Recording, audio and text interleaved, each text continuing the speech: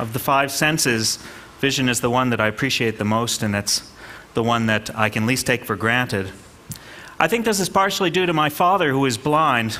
It was a fact that he didn't make much of a fuss about usually. One time in Nova Scotia, when we went to see a total eclipse of the sun, yes, same one as in the Carly Simon song, which may or may not refer to James Taylor, Warren Beatty, or Mick Jagger. We're not really sure. They handed out these dark plastic viewers that allowed us to look directly at the sun without damaging our eyes.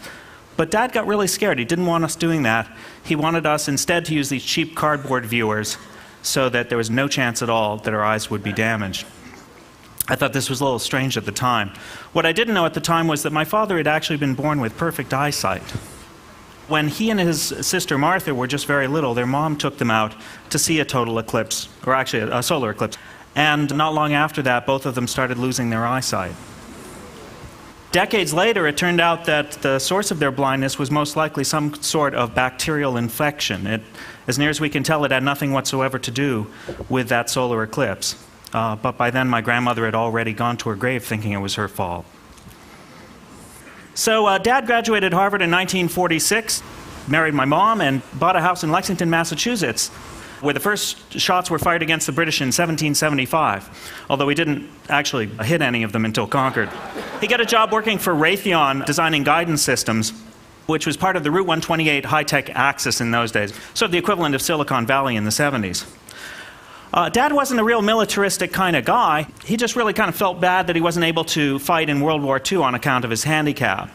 Although they did let him get through the several-hour-long Army physical exam before they got to the very last test, which was for vision. So Dad started racking up all of these patents and gaining a reputation as a blind genius rocket scientist inventor. But to us, he was just Dad. And our home life was pretty normal. As a kid, I watched a lot of television and had lots of nerdy hobbies like mineralogy and microbiology and the space program and a little bit of politics. I played a lot of chess. But at the age of 14, a friend of mine got me interested in comic books, and I decided that was what I wanted to do for a living. So here's my dad. He's a scientist, he's an engineer, and he's a military contractor. So he has 4 kids, right? One grows up to become a computer scientist, one grows up to join the Navy, one grows up to become an engineer, and then there's me, the comic book artist. Which incidentally makes me the opposite of Dean Kamen, because I'm a comic book artist son of an inventor, and he's an inventor son of a comic book artist. Right? It's true. The funny thing is, Dad had a lot of faith in me. He had faith in my abilities as a cartoonist. Even though he had no direct evidence that I was any good whatsoever, everything he saw was just a blur. Now, this gives a real meaning to the term blind faith, which doesn't have the same negative connotation for me that it does for other people. Now, faith in things which cannot be seen, which cannot be proved, is not the sort of faith that I've ever really related to all that much. I tend to like science, where what we see and can ascertain are the foundation of what we know. But there's a middle ground, too. Middle ground tread by people like poor old Charles Babbage and his steam-driven computers that were never built. Nobody really understood what it was that he had in mind, except for Ada Lovelace. And he went to his grave trying to pursue that dream. Vannevar Bush, with his Memex, this idea of all of human knowledge at your fingertips, he had this vision. And I think a lot of people in his day probably thought he was a bit of a kook. And yeah, we can look back in retrospect and say, yeah, haha, you know, it's all microfilm, but that's not the point. He understood the shape of the future. So did J.C.R. Licklider and his notions for computer-human interaction. Same thing, he understood the shape of the future, even though it was something that would only be implemented by people much later. Or Paul Barron and his vision for packet switching. Hardly anybody listened to him in his day. Or even the people who actually pulled it off, the people at Bolt, Beranek, and Newman in Boston, who just would sketch out the structures of what would eventually become a worldwide network, and sketching things on the back of napkins and on note papers, and arguing over dinner at Howard Johnson's on Route 128 in Lexington, Massachusetts, just 2 miles from where I was studying the Queen's Gambit Deferred and listening to Gladys Knight and the Pips sing Midnight Train to Georgia while in my dad's big easy chair, you know? So 3 types of vision, right? Vision based on what one cannot see, the vision of that unseen and unknowable, the vision of that which has already been proven or can be ascertained, and this third kind, a vision of something which can be, which may be, based on knowledge, but is as yet unproven. Now, we've seen a lot of examples of people who are pursuing that sort of vision in science, but I think it's also true in the arts, it's true in politics, it's even true in personal endeavors. What it comes down to really is 4 basic principles. Learn from everyone, follow no one, watch for patterns, and work like hell. I think these are the 4 principles that go into this. And it's that third one especially where visions of the future begin to manifest themselves. What's interesting is that this particular way of looking at the world is, I think, only one of 4 different ways that manifest themselves in different fields of endeavor. In comics, I know that it results in a sort of formalist attitude towards trying to understand how it works. Then there's another more classical attitude which embraces beauty and craft, another one which believes in the pure transparency of content, and then another which emphasizes the authenticity of human experience and honesty and rawness. These are 4 very different ways of looking at the world. I even gave them names: the classicist, the animist, and formalist, and iconoclast. Interestingly, they seem to correspond more or less to Jung's 4 subdivisions of human thought. And they reflect a dichotomy of art and life on the left and the right, tradition and revolution on the top and the bottom. And if you go on the diagonal, you get content and form, and then beauty and truth. And it probably applies just as much to music and to movies and to fine art, which has nothing whatsoever to do with vision at all, or for that matter, nothing to do with our conference theme of inspired by nature, except to the extent of the fable of the frog who gives the ride to the scorpion on his back to get across the river because the scorpion promises not to sting him, but then the scorpion does sting him anyway, and they both die, but not before the frog asks him why, and the scorpion says, "Because it's my nature." In that sense, yes. So this was my nature. The thing was, I saw the route that I took to discovering this focus in my work and who I was. I saw it as just this road to discovery. Actually, it was just me embracing my nature, which means that I didn't actually fall that far from the tree after all. All right? So what does a scientific mind do in the arts? Well, I started making comics, but I also started trying to understand them almost immediately. One of the most important things about comics I discovered was that comics are a visual medium, but they try to embrace all the senses within it.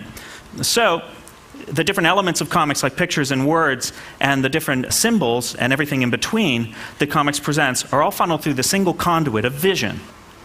So we have things like resemblance, where something which resembles the physical world can be abstracted in a couple of different directions. Abstracted from resemblance, but still retaining the complete meaning, or abstracted away from both resemblance and meaning towards the picture plane. Put all these 3 together and you have a nice little map of the entire boundary of visual iconography, which comics can embrace. And if you move to the right, you also get language, because that's abstracting even further from resemblance, but still maintaining meaning. Vision is called upon to represent sound and to understand the common properties of those 2 and their common heritage as well. Also to try to represent the texture of sound, to capture its essential character through visuals. And there's also a balance between the visible and the invisible in comics. Comics is a kind of call and response in which the artist gives you something to see within the panels and then gives you something to imagine between the panels. Also, another sense which comics vision represents, and that's time. Sequence is a very important aspect of comics. Comics presents a kind of temporal map. And this temporal map was something that energizes modern comics, but I was wondering if perhaps it also energizes other sorts of forms, and I found some in history. And you can see the same principle operating in these ancient versions of the same idea. What's happening is an art form is colliding with a given technology, whether it's paint on stone like the Tomb of Mene the Scribe in ancient Egypt, or a bas-relief sculpture rising up a stone column, or a 200-foot-long embroidery, or painted deerskin and tree bark running across 88 accordion-folded pages. What's interesting is once you hit print, and this is from 1450 by the way, all of the artifacts of modern comics start to present themselves. Rectilinear panel arrangements, simple line drawings without tone, and a left-to-right reading sequence. And with 100 years, you already start to see word balloons and captions, And it's really just a hop, skip, and a jump from here to here. So I wrote a book about this in '93, but as I was finishing the book, I had to do a little bit of typesetting, and I was tired of going to my local copy shop to do it, so I bought a computer. And it was just a little thing. It wasn't good for much except text entry. But my father had told me about Moore's Law back in the '70s, and I knew what was coming. And so I kept my eyes peeled to see if the sort of change that had happened when we went from pre-print comics to print comics would happen when we went beyond to post-print comics. So one of the first things that were proposed was that we could mix the visuals of comics with the sound, motion, and interactivity of the CD-ROMs that were being made in those days. This was even before the web. And one of the first things they did was they tried to take the comics page as is and transplant it to monitors, which is a classic McLuhan-esque mistake of appropriating the shape of the previous technology as the content of the new technology. And so what would they do is they'd have these comics pages that resembled print comics pages, and they would introduce all this sound and motion. The problem was that if you go with this idea, this basic idea that space equals time in comics, what happens is that when you introduce sound and motion, which are temporal phenomena that can only be represented through time, then they break with that continuity of presentation. Interactivity was another thing. There were hypertext comics, but the thing about hypertext is that everything in hypertext is either here, not here, or connected to here. It's profoundly non-spatial. The distance from Abraham Lincoln to a Lincoln Penny to Penny Marshall to the Marshall Plan to Plan 9 to 9 Lives, it's all the same. But in comics, every aspect of the work, every element of the work has a spatial relationship to every other element at all times. So the question was there any way to preserve that spatial relationship while still taking advantage of all of the things that digital had to offer us? And I found my personal answer for this in those ancient comics that I was showing you. Each of them has a single unbroken reading line, whether it's going zigzag across the walls or spiraling up a column or just straight left to right, or even going in a backwards zigzag across those 88 accordion folded pages. The same thing is happening, and that is that the basic idea that as you move through space, you move through time is being carried out without any compromise. But there were compromises when print hit. Adjacent spaces were no longer adjacent moments. So the basic idea of comics was being broken again and again and again and again. And I thought, okay, well, if that's true, is there any way when we go beyond today's print to somehow bring that back? Now, the monitor is just as limited as the page, technically, right? It's a different shape, but other than that, it's the same basic limitation. But that's only if you look at this monitor as a page, but not if you look at the monitor as a window. And that's what I proposed, that perhaps we could create these comics on an infinite canvas along the x-axis and the y-axis, as staircases. We could do circular narratives that were literally circular. We could do a turn in a story that was literally a turn. Parallel narratives could be literally parallel. X, Y, and also Z. So I had all these notions. This was back in the late 90s, and other people in my business thought I was pretty crazy.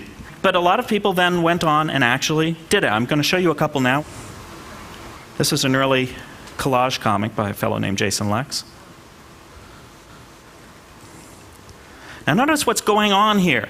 What I'm searching for is a durable mutation. That's what all of us are searching for as media head into this new era. We are looking for mutations that are durable, that have some sort of staying power. Now, we're taking this basic idea of presenting comics in a visual medium, and we're carrying it through all the way from beginning to end. That's that entire comic you just saw is up on the screen right now. But even though we're only experiencing it one piece at a time, that's just where the technology is right now. As the technology evolves, as you get full immersive displays and whatnot, this sort of thing will only grow. It will adapt. It will adapt to its environment. It's a durable mutation. Here's another one I'll show you. This is by Drew Wine. This is called Pup Contemplates the Heat Death of the Universe.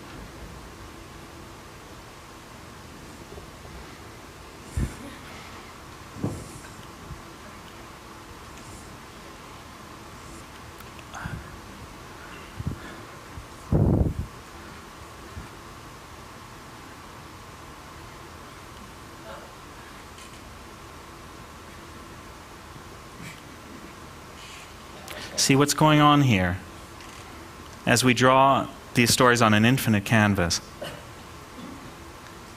is you're creating a more pure expression of what this medium is all about.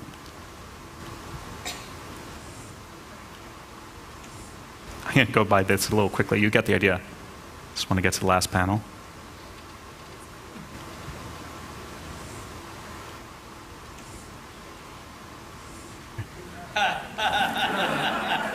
There we go.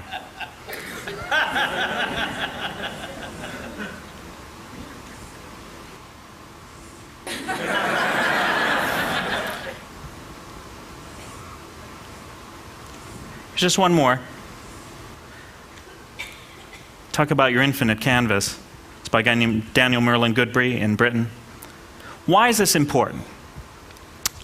I think this is important because media, all media, provide us a window back into our world. Now, it could be that motion pictures and eventually virtual reality or something equivalent to it, some sort of immersive display, is going to provide us with our most efficient escape from the world that we're in. That's why most people turn to storytelling, is to escape. But media provides us with a window back into the world that we live in. And when media evolve so that the identity of the media becomes increasingly unique, because what you're looking at is you're looking at comics cubed, you're looking at comics that are more comics-like than they've ever been before. When that happens, you provide people with multiple ways of re-entering the world through different windows, and when you do that, it allows them to triangulate the world that they live in and see its shape. And that's why I think this is important. One of many reasons, but I gotta go now. Thank you for having me.